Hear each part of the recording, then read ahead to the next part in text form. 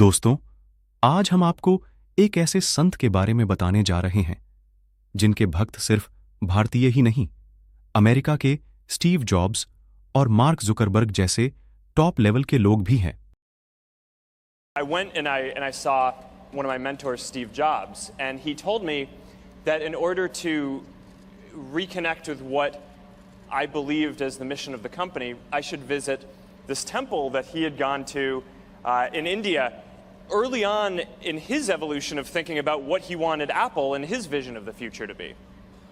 And so I went and I traveled for almost a month, and seeing the people, seeing how people connected, and having the opportunity to वो संत है बाबा नियम करौली, जिनका आश्रम कैंची धाम के नाम से जाना जाता है, जो उत्तराखंड के नैनीताल के पास स्थित है।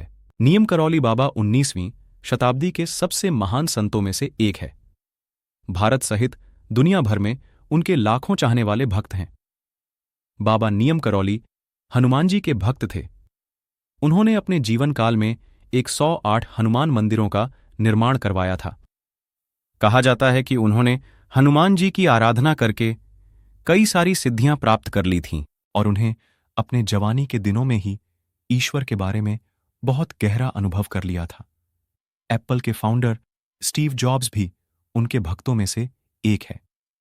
स्टीव जॉब्स कई बार कैंची धाम आश्रम आ चुके थे और फिर उन्होंने फेसबुक के फाउंडर मार्क जुकरबर्ग को भी इस आश्रम के बारे में बताया और कहा कि एक बार तुम वहां जाके आओ, तुम्हें एक नई ऊर्जा मिलेगी।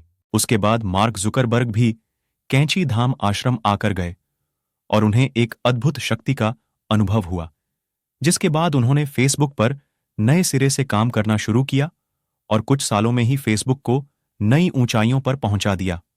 नियम करौली बाबा कभी भी अपने भक्तों में भेदभाव नहीं करते थे।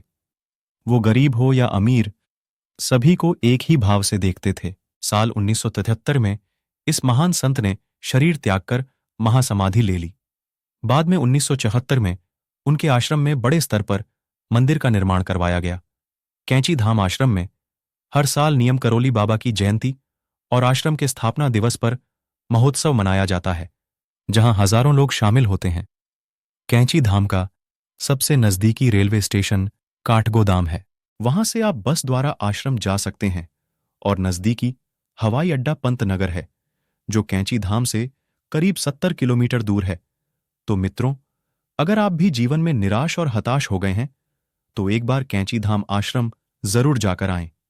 मेरी भी इच्छा है कैंची धाम आश्रम जाने की। अगले कुछ महीनों में कैंची धाम जरूर जाकर आऊंगा और वहां का अनुभव आप लोगों के साथ जरूर शेयर करूंगा।